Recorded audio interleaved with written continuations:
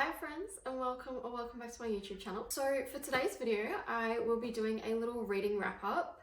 On my channel earlier this year, I did a little January to March reading wrap up. And I decided throughout the year I was just going to do like quarterly, 3-monthly reading wrap up. And because I've been super busy this year, I feel like there's not much point doing a whole reading wrap up if I only read like 3 books in a month. In today's video, I'll be doing a little reading wrap up from April, May and June. So in the past 3 months, I've read 13 books. Let's do some statistics. In the past 3 months, I have read 4 fantasy books, 5 romance books, 1 general fiction book, 2 like romance fiction. I don't even know if that's a genre, and 1 thriller book. So we're gonna go through them. I'm gonna tell you my ratings, a little bit about what I thought. The only problem with doing these 3-monthly wrap-ups is that I have to think 3 months back to when I read these books and remember what I actually thought of it. So let's start with April. The first book that I read in April was Fearless by Lauren Roberts. I rated Fearless a 3.75 stars. I was kind of tossing it up between a 3.5 and a 3.75 just because it definitely wasn't my favorite in the trilogy. It was probably my least favorite in the trilogy. In saying that, I still really enjoyed it, and I love the world that Lauren Roberts has built. For those of you who don't know, Fearless is the 3rd book in the Powerless trilogy by Lauren Roberts. So the first book is Powerless, the second book is Reckless, and the 3rd book is Fearless, and there is a little novella in between Powerless and Reckless as well called Powerful. So in this world, there are people who are called ordinaries who have no magical powers whatsoever, and then there are people called elites who have different magical powers, and the elites are pretty much following the king who wants to live in a kingdom without ordinaries. That's basically like the most basic way of explaining the plot of these books. I love Lauren Roberts' writing, okay? I really enjoy it, and I love the way she writes and how easy it is to read. These are like super YA fantasy novels. I feel like that's my favorite genre. Like easy to read but still interesting and not just a romance book. And I love Peyton and Kai's banter. Like, I'm not gonna lie, that's the whole reason I kept reading this series. He is just like the perfect book boyfriend. The reason I rated this one 3.75 is because I felt like the first half of the book was just a little bit slow. Like I was waiting for something to happen, something to pick up, and then it finally did pick up around halfway through. But then the end of the book, it was just like so fast. It was like whiplash. I was literally getting whiplash. I was like, oh my gosh. It was like plot twist after plot twist after plot twist. And I feel like some of the little plot twists just didn't really make sense to me personally.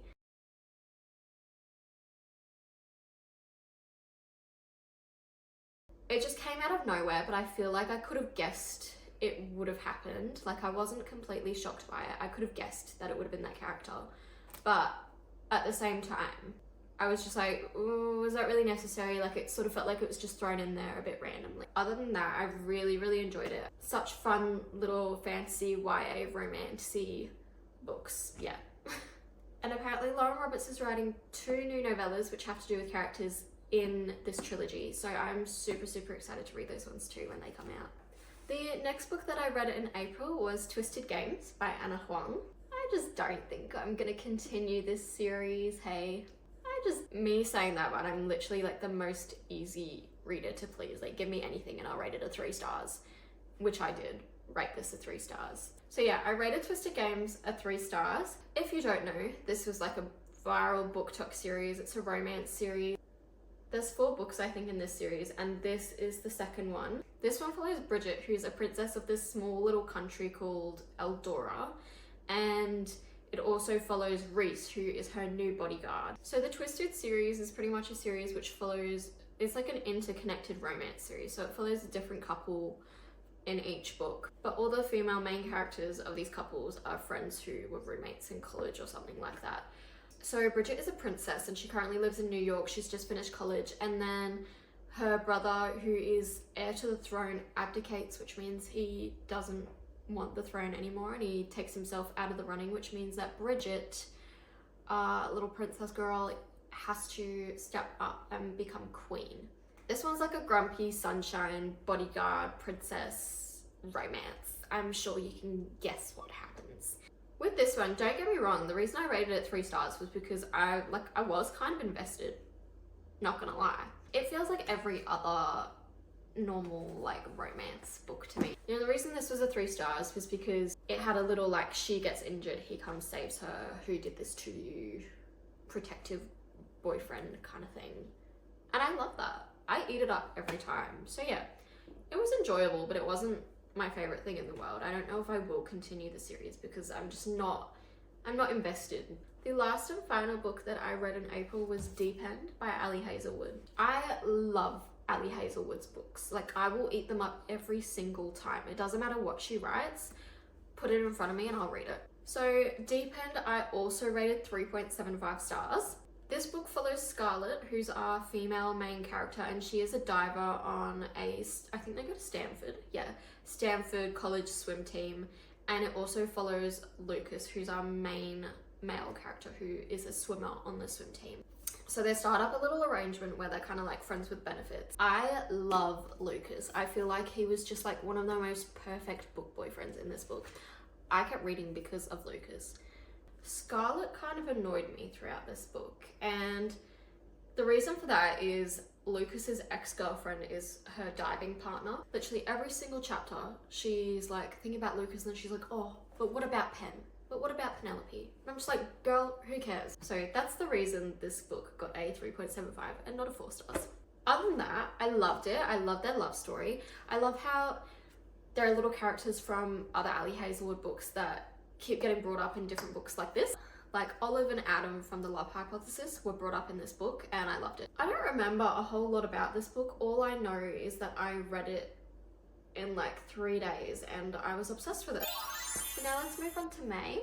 The first book that I read in May was Magnolia Park's Into the Dark by Jessa Hastings. Can I just start with, this book was so long, like insanely long, like 700 pages long. Can I just start with, I rated Magnolia Park's Into the Dark a 4.5 stars. No one hate me. I know so many people who rated this a 5 stars. So if you don't know about the Magnolia Park series, it pretty much follows Magnolia and BJ, who have been together since high school. At the start of the first Magnolia Parks book, they have broken up. They're not together because he cheated on her. So it's a little bit toxic. I see so many people explain it this way. It's like Gossip Girl, but in London, and they're all rich kids. This is the last book that follows Magnolia and BJ. I feel like I rated it a 4.5 stars because I don't agree with a lot of the tropes that Jessa Hastings writes about in these books. Like, I just can't get with the toxic relationship thing, but I love the characters and I love the fan family. That's why it got such a high rating, is because these characters, I am literally obsessed with them. And this one follows Magnolia while she's going through a lot of grief, and I feel like Jessa Hastings wrote about that really, really well. My only complaint is there was not enough Julian Hates, and I thought it was about 200 pages too long. By the end of it, I was kind of over it, and I was like, come on guys, like let's pick it up a bit. Like, we've got 200 pages to go, what more could we have to write about? I also love Henry Valentine. I'm requesting a book about Henry.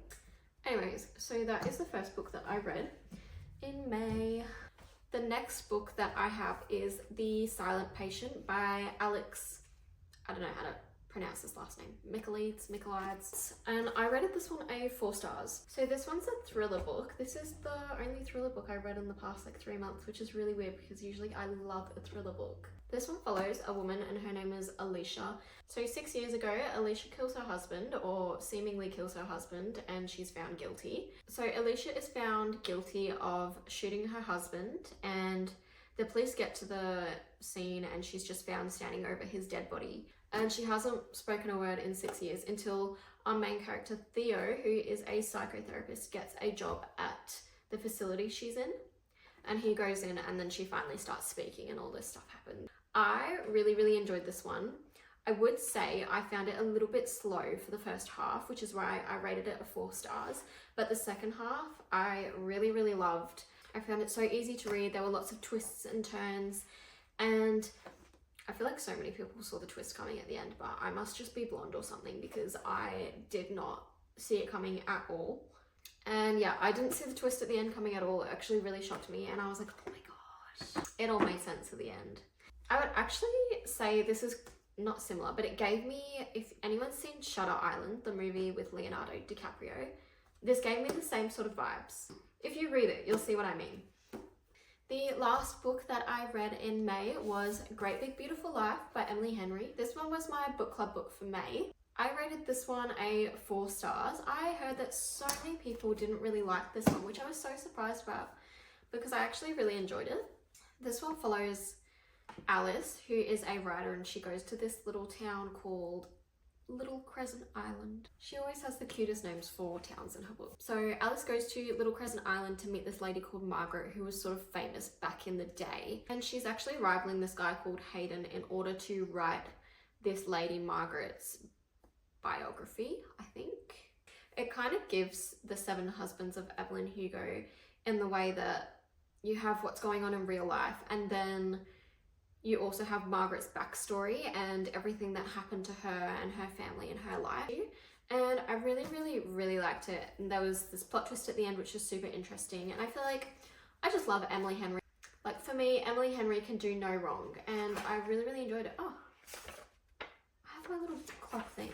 Okay, I remember why I rated it this now. I didn't rate it 5 stars because I feel like it took a little bit too long to get to the point. Like there was a plot twist in the last like 50 pages, which I just feel like it was dragged out a little bit. So now we're gonna move on to June. In June, I read 7 books, which I think June has been my best reading month so far throughout the year. I feel like I did quite a few rereads in June. So the first book that I read in June was Percy Jackson and the Lightning Thief, which is a reread because I read these books when I was like 13, 14. I feel like I was just in that mood where I just wanted something super nostalgic, and you know what, it did the trick. I was obsessed with it the same as I was when I was 13. I love these books. It doesn't matter how old I get, I feel like I'm always gonna love these books. Percy Jackson is a Greek mythology fantasy kind of world. It follows Percy Jackson, who is a half-blood, and he goes to this camp called Camp Half-Blood. Basically, one of their parents is God. They're half-gods. So yeah, it's pretty sick. I rated Percy Jackson and the Lightning Thief 5 stars. I feel like I can kind of put them in together. I also read Percy Jackson and the Sea of Monsters last month, and I also read this 5 stars. This is the 2nd book in the series. Yeah, I just really enjoyed reading something a bit more nostalgic and a bit more fun and just like chill. I really like them. I love them. These are my babies, and they always will be. Because I feel like I just want to do a whole reread now of Percy Jackson and then Heroes of Olympus, and I know there's a few new Percy Jackson books that have come out more recently, but I'm a little bit on the fence about them. I haven't read them. This one made me cry a lot. The next book that I read in June was Releasing 10 by Chloe Walsh. This was Chloe Walsh's new book in the Boys of Tommen series, and it follows Lizzie and Huey. This one I actually have not given it a rating just because I feel like pretty much all this book is like a trigger warning. Like, look up trigger warnings before you read this book, please. And there is so much trauma in this book, and I feel like the topics were so heavy that I just didn't want to give it a rating.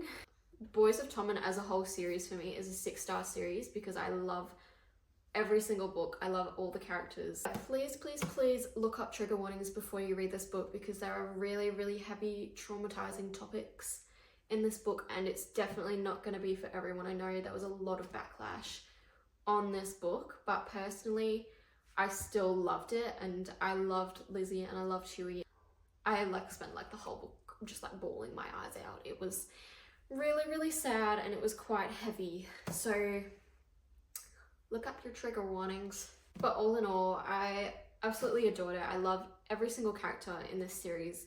I feel like I was actually so surprised that I loved Huey as much as I did. Like, he's kind of made it up there in maybe the top 2 Boys of Tommen book boyfriends for me. Number 1's still Johnny, obviously. The only problem I had with this book is that Huey was talking like he was an adult, and he was literally meant to be 7. Love Huey, love Lizzie. They need to come out with their next book so that I can have peace. People were saying she didn't give enough trigger warnings, but I read the author's note and I felt like that kind of explained it pretty well. Just look up trigger warnings before you read the book.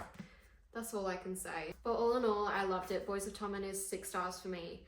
And yeah, I am obsessed and I just can't wait for the next book. So after I read Releasing 10, I was like literally in the depths of like sadness because it was so sad. So the next two books that I read were Binding 13 and Keeping 13 by Chloe Walsh, and these ones follow Johnny and Shannon. Put it this way, Releasing 10 makes Binding and Keeping 13 look like a walk in the park. This literally brought up my mood. I rated Binding and Keeping 13 6 stars. I love Johnny and Shannon so much. I was literally like sitting there giggling, like kicking my feet because Johnny Kavanagh is the best book boyfriend ever. This is kind of like the first time I've like really like reread books since I started reading again. And you know what? I loved it. I was like, oh, I could just keep going to Saving and Redeeming 6, but then I was like, wait, girl, you don't need that sadness. So I stopped at Keeping 13 and I started reading some other books. Like obviously these two are still so sad, and it's so sad that Shannon went through all that trauma. So I literally am obsessed with them. I finished reading them and I was like, I just want to start rereading these two again. I think these two have to be my favorite books in the series. I love them so much and nothing compares. All right, the next book that I read was Atmosphere by Taylor Jenkins Reid. This one is set in the summer of 1980. And it follows this Professor Joan who begins training to be an astronaut, and it's like a found family. It follows like a bunch of different characters who all come together in this training program. It follows them through a number of years until December in 1984 when they go on a mission, and then something happens and it's like the lead up to that mission. I really loved this book, and also the cover is just stunning. I feel like with Taylor Jenkins Reid, her writing is so interesting. It makes a general fiction book feel interesting to me. And I rated this a 4.5 stars. The only reason I didn't rate it higher was because it's advertised as a love story and there was no romance until like, how many pages is it? Like page 150. Like over halfway through there was no romance. I just didn't see it as a romance novel. I saw it as like a general fiction with a little bit of romance sprinkled in there at some point. But yeah, I really enjoyed it. I enjoyed the writing. I enjoyed the characters. I loved them all. The ending was really sad. I was bawling my eyes out. There was like a plot twist. It was kind of crazy. I feel like I'm running out of words. I've been yapping for so long. We are finally on to the last book of my wrap up. So the last book that I read in June was Silver Elite by Danny Francis. This is kind of one of the newer books that's gone a bit viral on TikTok, so I decided I'd give it a go, and it was also my book club book for June. This one is kind of like a fantasy dystopian young adult novel. I rated Silver Elite a 4 stars. Let me just remember. So it follows our main character Ren, who is one of the modified, which means she has powers, but modified people aren't allowed to exist. Ren is forced to take part in this elite training program, and then she goes like undercover for the modified people because the training program doesn't know she's a modified person. It's kind of like a cross of Divergent and something else. Anyways, I rated it 4 stars. I enjoyed it. I just thought that some parts were a little bit cringy for me. Just some of the slang that was used. I just felt like the romance just wasn't that good either. There was just no connection really between the two characters, and I just didn't enjoy it that much. They could have done the romance so well. I was waiting for it to be really good, and it just didn't hit for me. But at the end there was a plot twist, and I liked the plot twist. So who knows? I will probably pick up the next one when it comes out, because I'm pretty sure this is going to be a series, but don't know if I'm like obsessed with it, like can't wait to read it. So those are the 13 books that I read in April, May and June of this year. If you made it to the end of this video, thank you so much for watching. And if you enjoyed, don't forget to like, comment and subscribe, and I'll see you guys next time.